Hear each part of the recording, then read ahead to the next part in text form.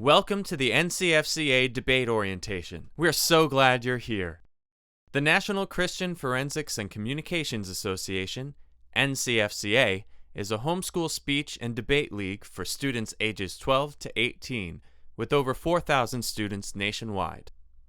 Our mission is to promote excellence in communications through competitive opportunities, where homeschool students develop the skills necessary to think critically and communicate effectively in order to address life issues from a biblical worldview in a manner that glorifies God. The goal of this brief video is to prepare you to judge NCFCA debate events. NCFCA strives to provide a diverse judging panel for our competitors. We want to give our students the unique benefits of learning to communicate to a wide audience. Therefore, our goal is to have our parents, alumni, and members of the community judge our students. What is NCFCA debate? It is respectful argumentation between two teams on opposing sides of an idea. There will be an affirmative side and a negative side. During the 6 preliminary rounds, each team will have the opportunity to be both on the affirmative side and the negative side. In the preliminary rounds, there will be one judge in each room. However, during the elimination rounds, the number of judges will increase. What should you expect in the round? After this orientation is complete, you will go to the room indicated on your ballot. Take a seat at the table opposite the debaters' tables. Please wait until all of the judges arrive before starting. Remember that if this is an elimination round, there will be 3 or more judges in the room. When the round is ready to begin, the debaters will introduce themselves to you. For your convenience, the debaters will write their names on the ballot for you. The debaters may also ask about your judging experience or background. This is their way of getting to know their audience. Feel free to share honestly about your experience or lack thereof. If you know nothing about debate, tell the students that. They should tailor the round to meet your needs. Finally, the debaters are responsible for timing their own speeches. You will be judging either team policy debate or Lincoln-Douglas value debate. Let's define each style. Team policy debate deals with a change in policy and has 2-person teams. So there will be 2 students functioning as one team debating another team of 2 students, and the round will last approximately 75 minutes. In team policy debate, the affirmative team affirms the resolution by making a proposal for reform. The negative team opposes the affirmative team's position. This year's topic, or the resolution for team policy, is resolved. The United States federal government should substantially reform its foreign policy regarding international terrorism. Lincoln-Douglas value debate deals with a clash of values and has 1-person teams. So there will be 1 student debating 1 student, and the round will last approximately 40 minutes. In Lincoln-Douglas value debate, the affirmative speaker affirms the resolution by presenting arguments in support of the topic. The negative speaker presents arguments in opposition to the topic. For Lincoln-Douglas value debate, the resolution for this year is resolved. When in conflict, governments should value fair trade above free trade. What is the debater's role? To communicate with you and convince you that his position is best supported. Debaters are responsible for clarifying any terminology they use in the debate round. Throughout the round, debaters may use a wide variety of support to defend and clarify arguments. Evidence and support may include, but is not limited to, logic, definitions, facts, examples, applications, and analogies. The debaters may persuade you as to which types of support are best for the issues at hand. Your role as the judge is to listen to the information presented by the teams, take notes, and make a decision based on what you hear.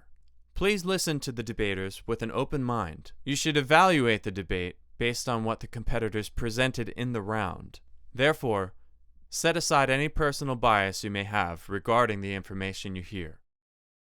One way to keep track of the order of the round and what was being said is by taking notes. Taking notes in a debate round is called flowing, and it is a method that may be used when judging. Let's take a closer look at the flow sheet in your ballot pack. These notes are for your use only and will not be submitted to the tournament staff. The structure of the round is similar in both styles of debate. The debate round is broken down into constructive speeches, cross-examination, rebuttal speeches, and prep time. Each speech has a specific time limit as indicated on your flow sheet. Each debater is responsible for adherence to these time limits. This is a team policy flow sheet. Each wide column on your page represents a speech given by a debater. The columns marked A are when the affirmative team will speak, and the columns marked with an N are for when the negative team speaks. The first half of these speeches are called the constructive speeches, indicated by a C at the top of these columns. During the constructive speeches, the debaters introduce, build, and respond to the arguments. Cross-examination follows each constructive speech. While there is no dedicated space for cross-examination notes on your flow sheet, you can take notes during the cross-examination on the back of your flow sheet or on a separate piece of paper.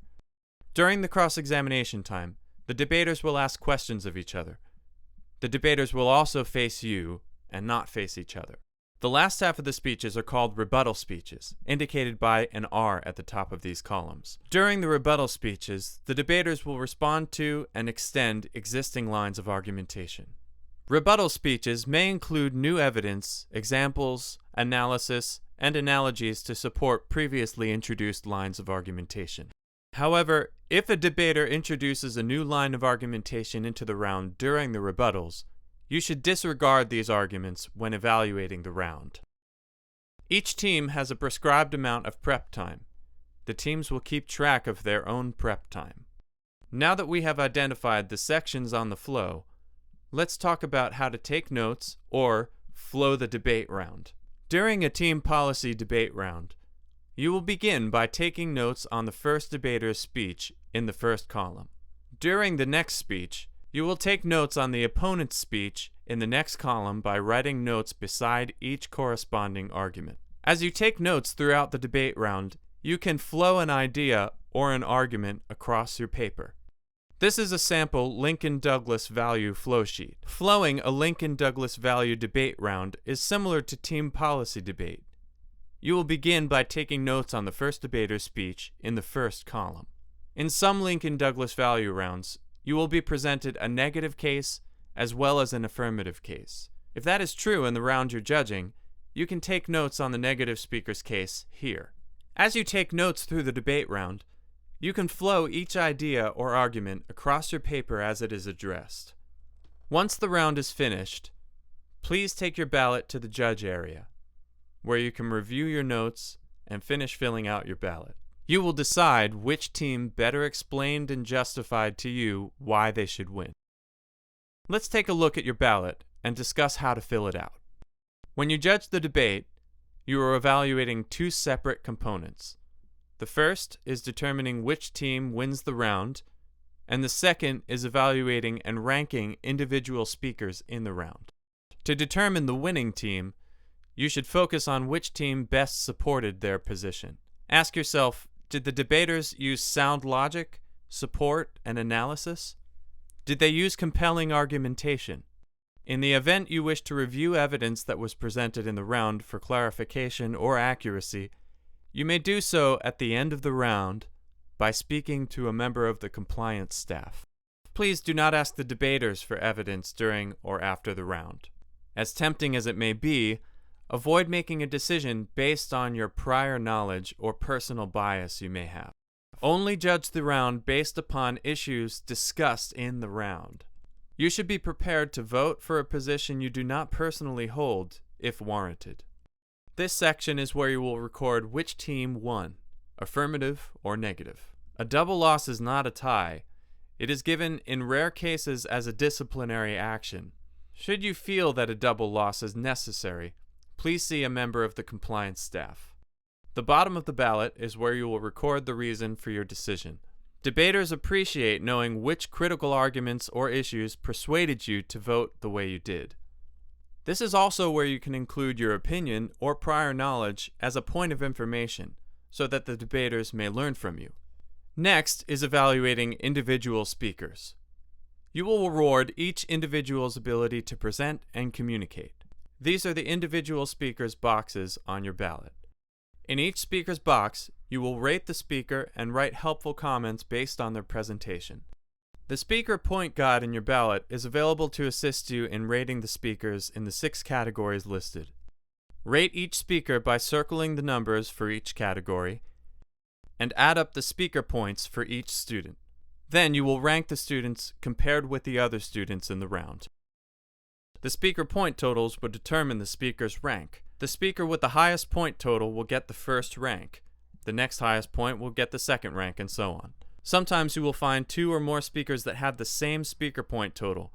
The ranks, however, must be different, and you will need to decide which speaker will get the higher rank. Remember, debaters are judged for 2 separate things: winning the round and speaking well. Win-loss decisions are not determined by speaker points. Eloquence is a necessary part of good communication, but eloquence alone does not guarantee that a team has met the standard for winning the round. In some cases, the team with the lower speaker points may win the debate round. Once you are finished, please submit your ballot to the ballot return table. In closing, here are final guidelines to keep in mind. Please don't interrupt or ask questions of competitors during or after the debate round. Please don't confer with other judges. We are interested in your opinion and perspective. Please don't discuss your ballot with anyone except a tournament official. Also, please keep your decisions confidential throughout the tournament. Competitors will not receive their ballots until the tournament is over. While you are judging, we ask that you respect our recording policy and not record the round. Remember, we're here to help.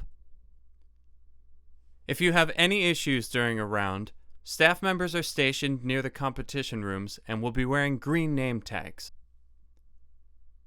After the round, if you have questions about completing your ballot, please ask a member of the compliance staff. They are stationed in the judge area and will be wearing yellow name tags. Thank you for sharing your time with us. If you will be staying to judge our speech events, you will need to attend a separate speech orientation.